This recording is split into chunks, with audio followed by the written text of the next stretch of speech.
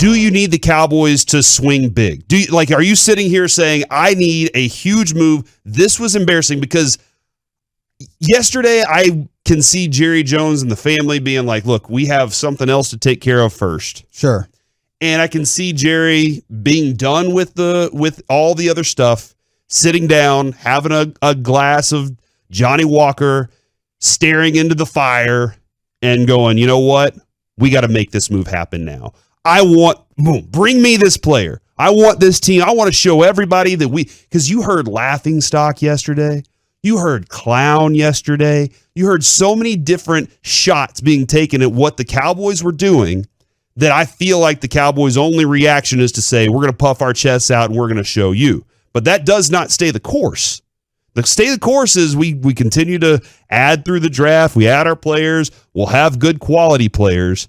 Do the Cowboys need to swing big right now in reaction to what happened with Randy Gregory? I feel like they kind of do, but not specifically because of the Randy Gregory situation.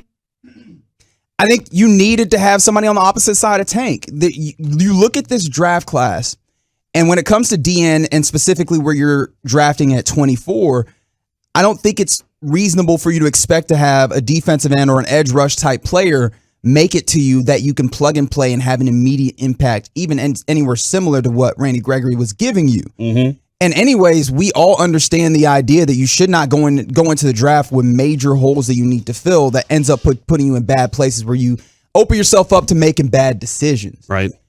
So for there, I think that you do need to make a big swing. And also, let's not forget that you got what I like to call the DeMarcus Lawrence Memorial Scholarship Fund opened up for you. Yeah, he did. Because you remember when the Mavs would do this, and Dirk kept giving money back, and I kept calling it the Dirk Memorial Scholarship Fund, even though I shouldn't call it Memorial. That makes it sound like he died. Yeah, that is. And he's not dead. Yeah, he's still very much alive. That happened to Kevin once. He wrote in a headline the so-and-so's memorial, and the guy called him and was like, hey, I'm still alive, just to let you know. So we can just call it the Scholarship Fund. Okay. He's still alive. Okay. That's fine. So yeah, the Dirk Scholarship Fund.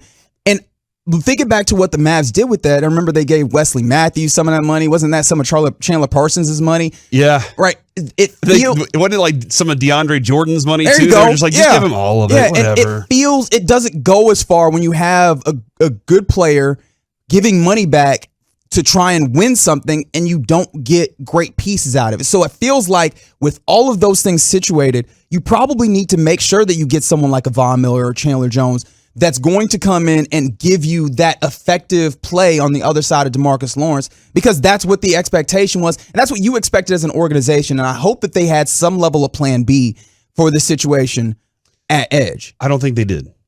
Because I think that they thought all the things that they were planning to do would just line up, and then they could, go on their merry way about things and then revisit everything whenever it rolls back around to regular season time or training camp time. I don't think they had a plan B.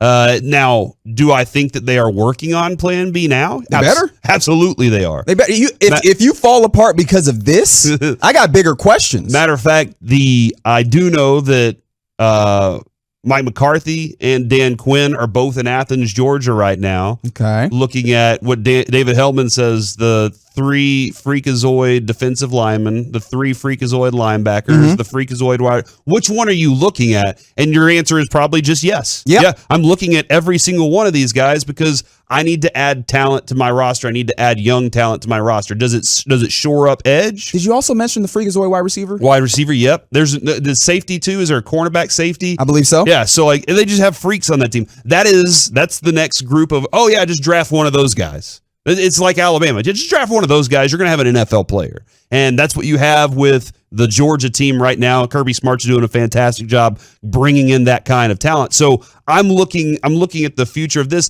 They don't have the answer to edge right now, but there are lots of options out there. And Von Miller is where it starts for me for multiple reasons. The fact that the dude knows how to get to the quarterback. He's terrifying off the edge. When my mind goes to Randy Gregory and DeMarcus Lawrence and Micah Parsons together, my mind actually excels whenever I think about having Von Miller on the other side because he's better at his job than Randy Gregory was. Still, at this point in his career, I think he's better than Randy Gregory was. And then I start thinking about some of the other players that are out there. Now, Zadarius Smith's back is a problem. Everybody has back problems, but Zadarius Smith's back is a little bit of a problem, but I think that he's better than Randy Gregory was. I think Chandler Jones is better than Randy Gregory was. Cowboys have that money. You just said they have that money. You can split it up in multiple different ways, but either way, you got to go out there. Here's the other thing that kind of, I saw Jaron Kearse tweet out, respect is golden. Ooh. Now, Bobby told us yesterday on air, look, he tweets things out. Oh, thank God. He tweets things out like that all the time. He loves God. Okay. So you can't look too deep into some of this. But then Bobby retweeted, respect is golden. And so that's another, I will take this. When you're negotiating with the Joneses, Jerry always says, don't let your money get mad. I don't think you can be emotional in the conversation. You have to be logical in the negotiation process. Okay. And do I believe that Jaron Kearse got the first offer and felt respected? Hell no.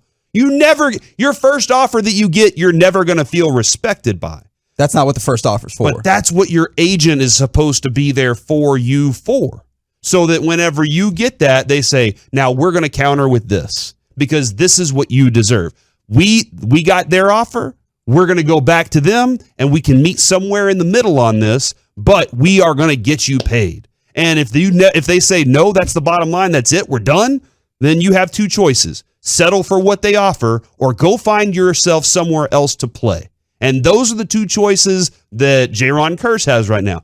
That's the choices that Randy Gregory had. I'm not hating on Randy Gregory for making the choice to go somewhere else where he felt more respected. I do think, though, he let his money get mad, but he got the same amount of money. So he's just got a different place to go get it. Yeah, and with the Randy Gregory thing, you knew that you were dealing with a guy who can be emotional, right? Yep.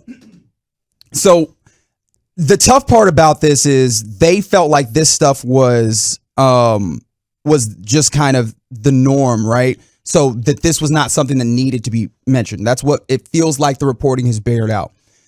But in the reporting, we also realized that Randy Gregory and his agent, Peter Schaefer, had an agreement with Denver, and the Cowboys were coming in afterwards trying to catch up with this. Which is what they said to do, right? Mm-hmm. Isn't that what we were being told? Is that they told their free agents to go out there and get what you think you deserve and then come back to us, which we were killing them on Monday saying that's a dumb approach. And if you're expecting guys to just come back and crawl into you saying, pay me.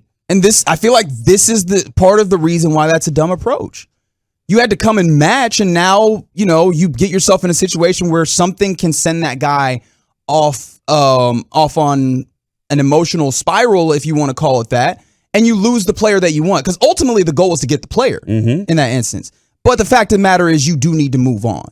And I'm not necessarily with you on that Chandler Jones thing. Okay. And I'm a little weary of the way that he played down the stretch because early in that season, he had a 5-sack game in week 1 of last year, and then it kind of tailed off. But do we feel more comfortable about Chandler Jones or Von Miller, who's 33 years old, playing across from Tank Lawrence? I think that's the question that we need to ask because both of those guys up there in age, but probably have a little bit of juice left.